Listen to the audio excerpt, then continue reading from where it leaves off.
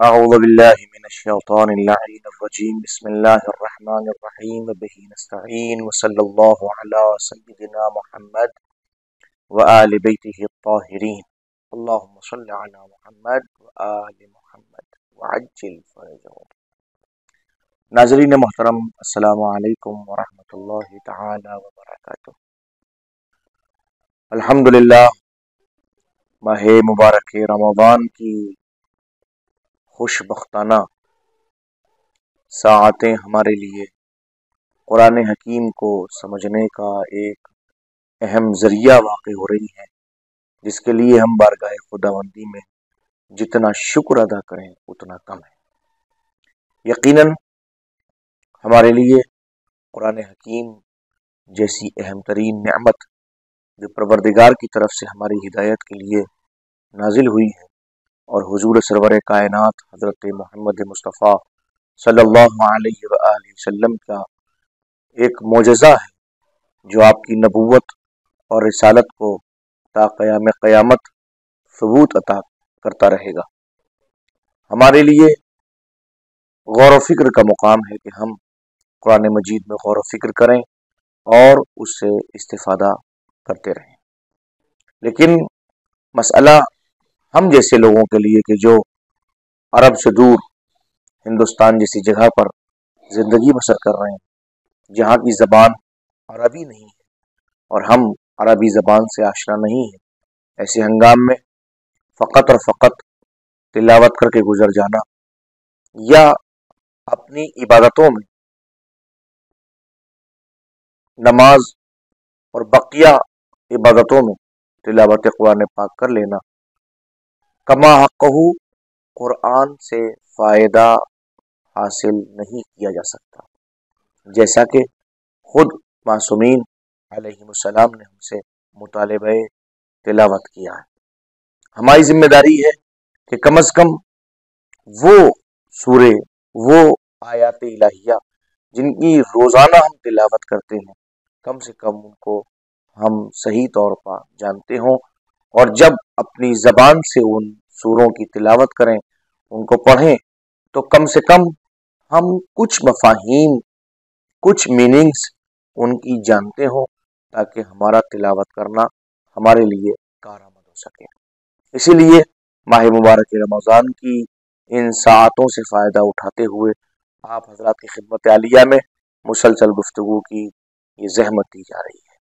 خوش نصیب وہ افراد جو ہماری ان گفتگو میں مسلسل شریک ہو رہے ہیں اور الحمدللہ اپنے کمنٹس کے ذریعے سے اور اپنے سوالات کے ذریعے سے ہمیں حوصلہ بھی دے رہے ہیں اور مسلسل راہیں ہموار کر رہے ہیں کہ ہم ان کی خدمت عالیہ میں مسلسل یہ بات کرتے رہیں. آئیے، ہماری گفتگو پہلے اس منزل پر چل رہی تھی کہ جو تلاوت ہم کر رہے ہیں وہ تلاوت درست ہونی چاہیے، کم سے کم اس کی ادائیگی میں کوئی خامی نہیں ہونی چاہیے، تاکہ وہ اس طرح ہو سکے جس طرح اس کے ہونے کا حق ہے. سورہ مبارکہ فاتحہ پہ گفتگو چل رہی ہے. آئیے آج پھر ہم اپنی گفتگو کا آغاز اس سورہ کی تلاوت سے کرتے ہیں. بسم اللہ الرحمن الرحیم. الحمد للہ رب العالمین الرحمن الرحیم مالک یوم الدین ایاک نعبد و ایاک نستعین اہدنا الصراط المستقیم صراط الذین انعمت علیہم غیر المغضوب علیہم ولا الضالین. صدق اللہ العلی العظیم. ہم آپ کی خدمت عالیہ میں کل اس بات کو عرض کر رہے تھے کہ درست ادائیگی کے لیے وقف اور وصل کا سمجھنا بہت ضروری ہے. ہماری گفتگو یہاں کی ٹھہری تھی کہ ہم جب ادائیگی کریں تو وقف کو سمجھ لیں جہاں ہم رک رہے ہیں وہاں آخری حرف کے اوپر سکون ہونا چاہیے، نہ کہ وقف ہو اور بالحرکت ہو۔ الحمدللہ رب العالمین نہیں، الحمدللہ رب العالمین درست ہے۔ مزید اگر ہم وصل کر رہے ہیں تو اس میں بھی سکون نہیں ہونا چاہیے۔ الحمدللہ رب العالمین الرحمن الرحیم مالک یوم الدین۔ دیکھیں ایک جگہ ہم نے وقف کیا بالسکون، دوسری جگہ وصل ہوا اور بالحرکت۔ پہلے ہم نے سانس نہیں لیا، سکون کیا، غلط تھا۔ دوسری جگہ ہم نے حرکت کے ساتھ میں وصل کیا تو بالکل درست ہے۔ لہذا اگر آپ سانس روک روک کر تلاوت کر رہے ہیں تو آخری حرف کے اوپر آپ کو سکون اختیار کرنا چاہیے۔ الحمدللہ رب العالمین الرحمن الرحیم مالک یوم الدین۔ اور اگر آپ اس کو ایک سانس میں پڑھنا چاہتے ہیں تو اب کہیں پر بھی سکون نہیں ہوگا، جہاں جس حرف کی جو حرکت ہے اس کو آپ کو ادا کرنا ہوگا۔ الحمدللہ رب العالمین الرحمن الرحیم مالک یوم الدین، اس طرح سے آپ کو ادا کرنا ہوگا۔ مزید آگے بڑھیں۔ مالک یوم الدین ایاک نعبد و ایاک نستعین۔ اب جب ایاکا کہہ رہے ہیں آپ تو یہاں کاف اور نون کے درمیان ذرا سا آپ ٹھہریں۔ یہ آپ کا ٹھہراؤ اس لفظ کی، اس ترکیب کی اچھی طرح سے ادائیگی کا سبب بھی ہوگا، نیز کاف کو نون کے ساتھ ملا کر لفظ اپنی نوعیت سے بھٹکے گا نہیں۔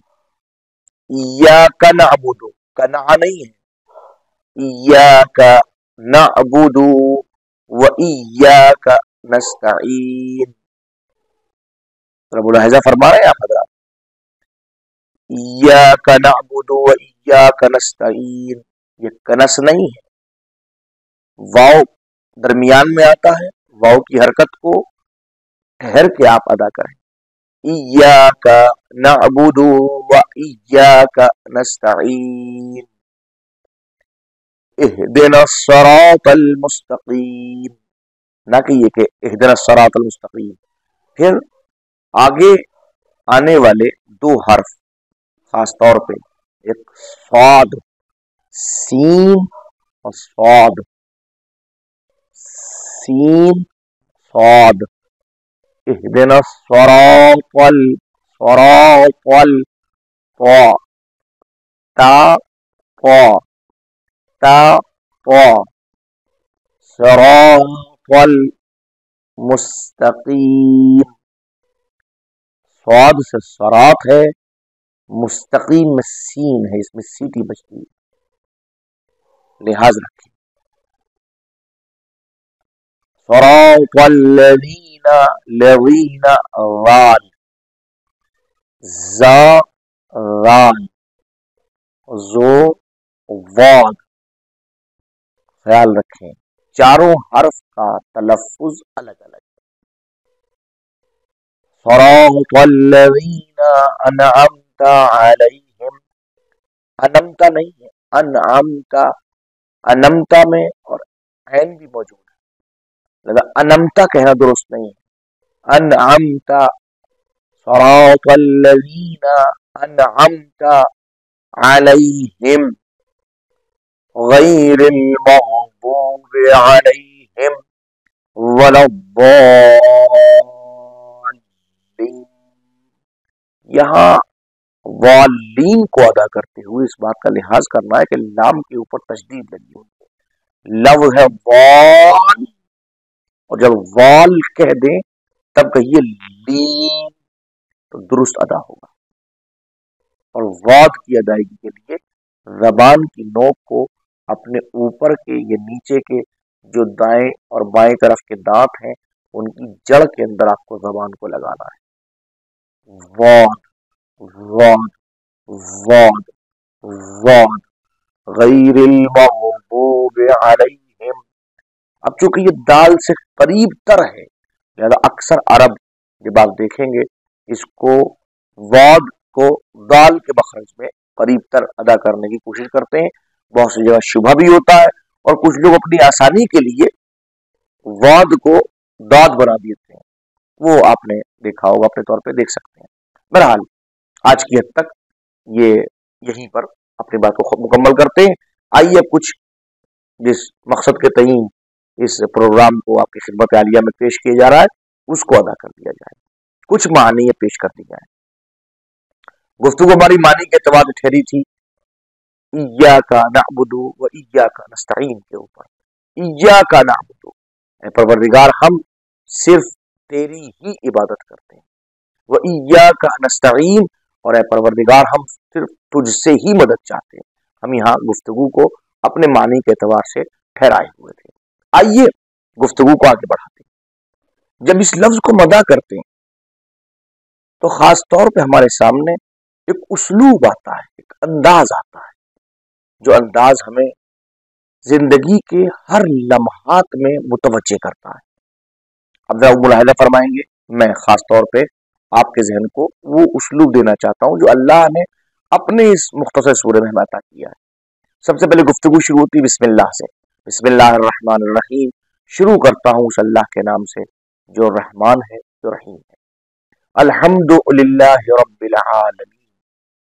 تمام تعریفیں اس اللہ کے لیے ہیں کہ جو عالمین کا پرورش کرنے والا، پالنے والا، ہم سب کی نگہداشت کرنے والا ہے. الرحمن الرحیم، جو رحمان بھی ہے، رحیم بھی ہے. مالک یوم الدین، جو یوم جزا کا، یوم سزا کا مالک ہے، یوم حساب کا مالک ہے، جو اس کائنات کا اس دن کا مالک ہے جب وہ تمام لوگوں کو جمع کر کے ان کا حساب و کتاب دے گا. اور اس کے بعد جب آپ یہاں تک آ گئے تو اس کے بعد مرحلہ آیا ایاک نعبد، اے پروردگار ہم صرف تیری ہی عبادت کرتے ہیں. وہ ایاک نستعین، اور ہم صرف تجھ سے ہی مدد چاہتے ہیں. دیکھیے مدد چاہنے میں کہیں نہ کہیں دعا آ گئی. حالانکہ اس جملے کے بعد جو مرحلہ ہے وہ تو مکمل دعا ہے، دعا کے علاوہ کوئی لفظ ہی نہیں ہے.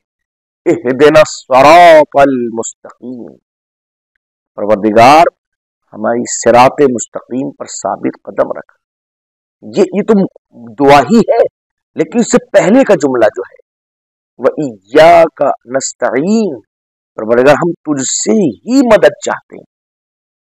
اس میں دعا شامل ہے، لیکن دعا جس سے کسی بھی لہجہ کسی بھی انسان کو فرار نہیں ہے، ناممکن ہے.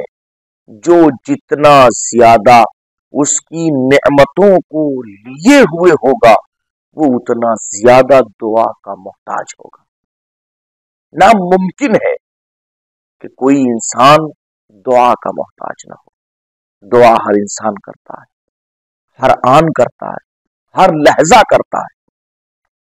دعا کرنے کے لیے آپ آمادہ ہوئے، تیار ہوئے، تو کیا ایک دم سے فوراً بے ساختگی کے ساتھ اس کی بارگاہ میں مانگنا شروع کر دیں؟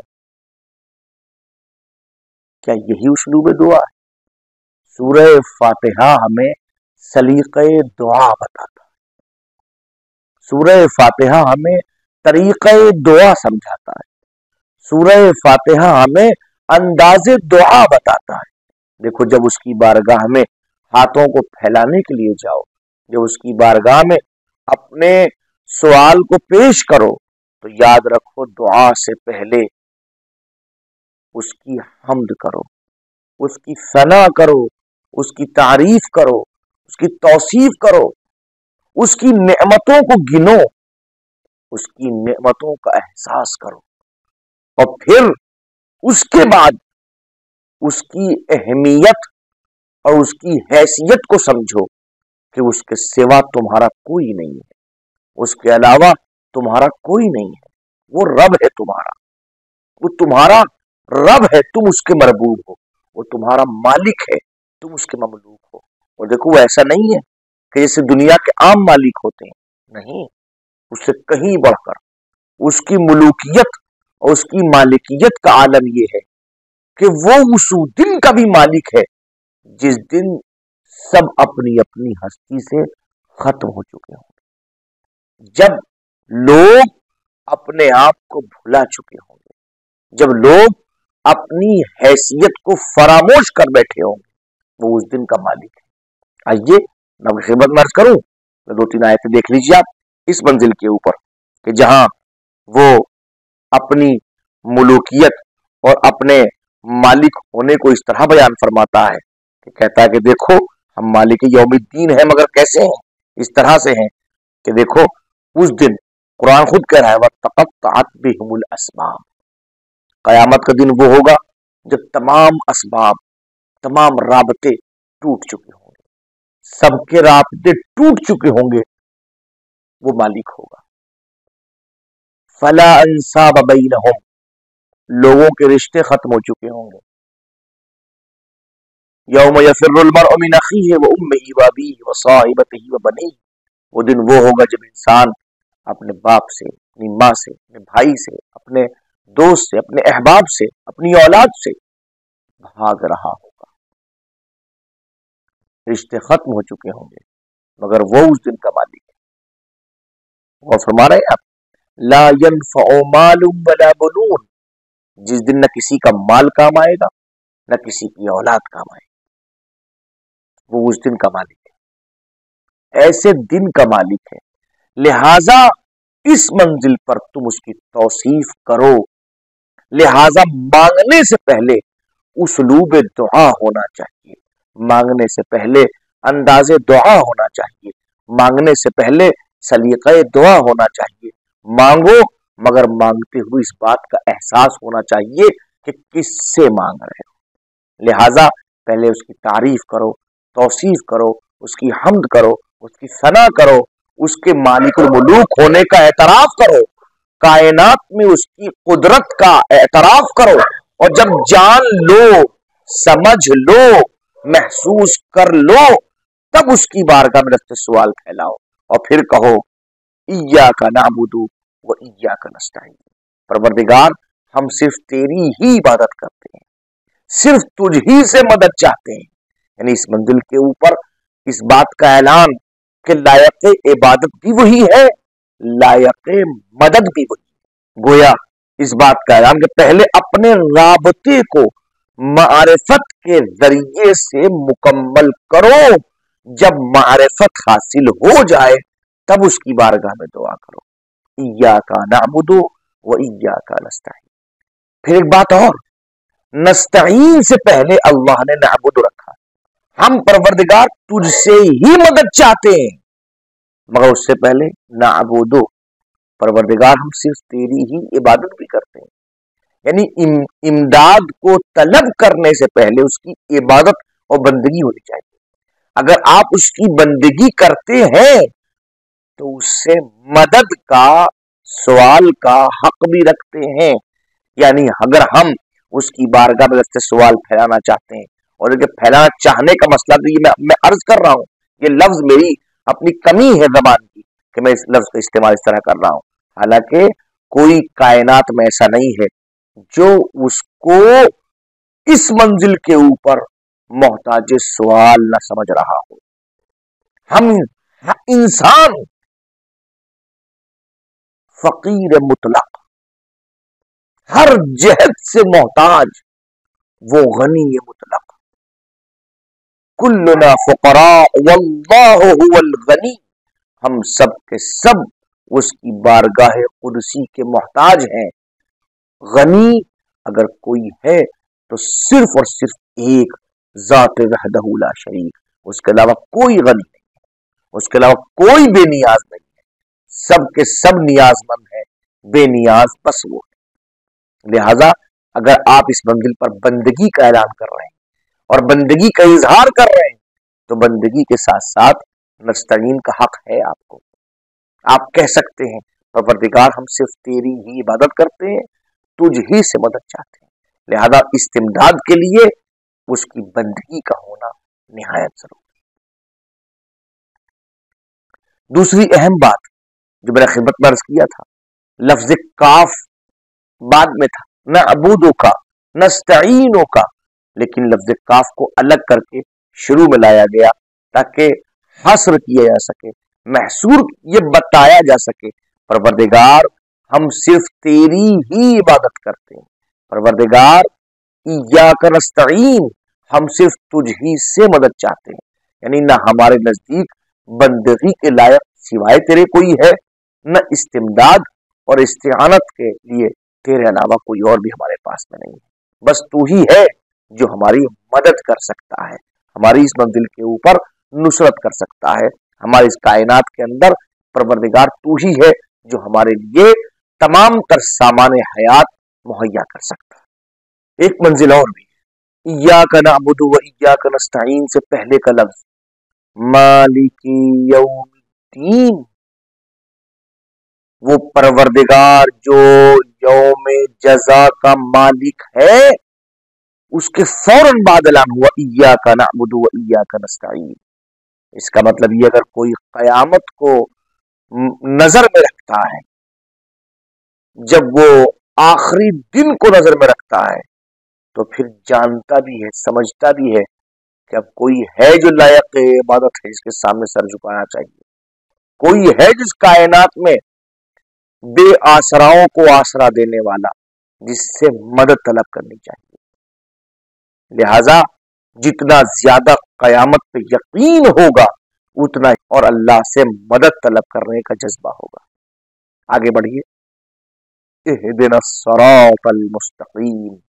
اب یہ دعا کی وہ منزل ہے کہ جہاں انسان اللہ کی بارگاہ میں مکمل طور پر خود دعا بن کے کھڑا ہے اور کہہ رہا ہے پروردگار ہم تیری بارگاہ قدسی میں دست سوال پھیلا رہے ہیں، تو نے ہمیں صراط مستقیم دکھا دی، میرے معبود تو ہمیں صراط مستقیم پر لے آیا، لہذا اب ایک کرم اور فرما دے، اہدنا الصراط المستقیم، ہمیں صراط مستقیم پر باقی رکھ، پروردگار ہمیں صراط مستقیم پر ثابت قدم رکھ، ایسا نہ ہو کہ کہیں تیری نظر رحمت ہٹے اور ہم صراط مستقیم کو چھوڑ کے ایسی جگہ پہنچ جائیں کہ جہاں ہدایت کا امکان بھی نہ ہو۔ محسوس فرما رہے ہیں آپ حضرات، غور فرما رہے ہیں آپ حضرات، لفظ ایک ہے مگر اپنے اندر ان کیفیتوں کا احاطہ کیے ہوئے کہ خبردار یاد رکھنا، اس کے بغیر تم ہدایت یافتہ نہیں ہو سکتے، اس کے بغیر تم ہدایت پہ باقی بھی نہیں رہ سکتے۔ یہی وجہ ہے کہ جب علماء نے ہدایت کا ذکر کیا تو کہا ہدایت دو طرح کی ہوتی ہے، ایک ہدایت وہ ہوتی ہے جو تکوینی ہدایت ہوتی ہے، جو اللہ ہماری خلقت میں رکھ دیتا ہے، ہماری جبلت میں رکھ دیتا ہے، ہماری فطرت میں، ہمارے نیچر میں ہوتی ہے، ہم سے مراد نہیں ہر مخلوق کے لیے اللہ نے بطخ کا بچہ پیدا ہوتے ہی ایسا نہیں کچھ وہ تیرنا سکھائے گا، تیرنا جانتا ہے، مچھلی کا بچہ اس کی فطرت کے اندر تیرنا ہے، اللہ نے ایسا نہیں کہ اس کے لیے معلم کا اہتمام کیا ہو، کوئی استاد کا اہتمام کیا گیا ہو کہ اس کو تیرنا سکھاتا ہو، نہیں، یہ ہدایت اس کی فطرت میں موجود ہے، یہ ہدایت اس کی جبلت میں موجود ہے، خلقت میں اللہ نے ہدایت کو رکھا ہے۔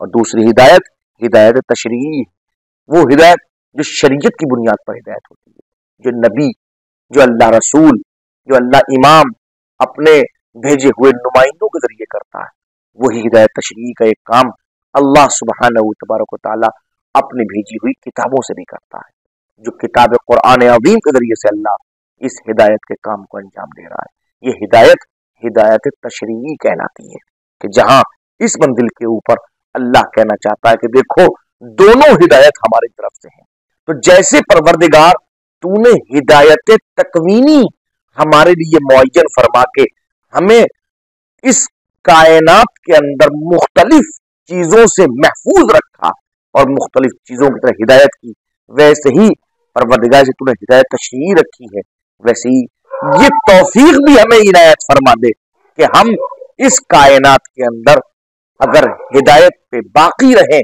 تو پروردگار وہ تیری عنایات کی بنیاد پہ باقی رہیں، تیری رحمتوں کی بنیاد پہ باقی رہیں، تاکہ تو اس کائنات کے اندر ہم سب کو متوجہ کرے کہ ہم تیرے بغیر نہ اس منزل سے ہل سکتے ہیں نہ تیری اس منزل سے دور جا سکتے ہیں۔